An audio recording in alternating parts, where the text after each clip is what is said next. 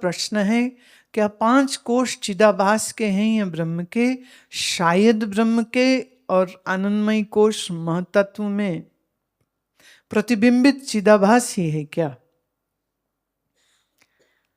पहली बात यह है कि वेदांत ना हाइपोथेटिकली नहीं सुना जा सकता, उसको बहुत डायरेक्ट एनकाउंटर की तरह से सुनना और समझना पड़ता है। पहली बात, चिदाभास किसको कहते हैं ये स्पष्ट हो तो चिदाभास तुम्हारा ही तो एक नाम हो गया ना। तो लिखना ये चाहिए था, क्या ये 5 कोश मेरे हैं या मेरे आभास के हैं? आप लिख रहे हैं 5 कोश चिदाभास के हैं या ब्रह्म के हैं। ब्रह्म के हैं तो तुम्हें क्या, और तुम्हारे हैं ही नहीं, तुम्हें ये भी समझ नहीं, तो ये प्रश्न का भी कोई मतलब नहीं बनता। चेतन के आभास को हम चिदाभास कहते हैं। फिर से दोहरा रही हूं, चेतन के रिफ्लेक्शन को, चेतन के आभास को हम चिदाभास कहते हैं। चेतन कौन है? चेतन मैं ही हूं, मैं शुद्ध चैतन्य स्वरूप। मेरा ही आभास कहां हो रहा है? मन के शीशे में हो रहा है। तो ये जो मन के शीशे में आभासित है, इसी को हम कहते हैं चिदाभास।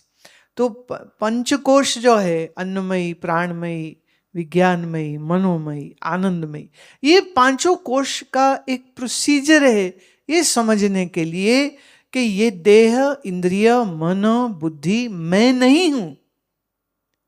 जब मैं मन नहीं हूं तो मन में आभासित चिदाभास भी मैं नहीं हूं, मैं तो शुद्ध स्वरूप हूं। तो उसको ना ऐसे मत देखिए कि एक चिदाभास है जिसके 5 कोश होते हैं और एक ब्रह्म है जिसके समष्टि 5 कोश होते हैं। वो उस तरह से न जानिए, इसको डायरेक्टली लेना चाहिए कि मैं जो इस शरीर में अपने आप को देख रहा हूं, ये शरीर मेरी ही बाहरी परत है, इंद्रियां दूसरी परत है, प्राण परत है, बुद्धि विज्ञानमयी कोश एक परत है, एक लेयर है।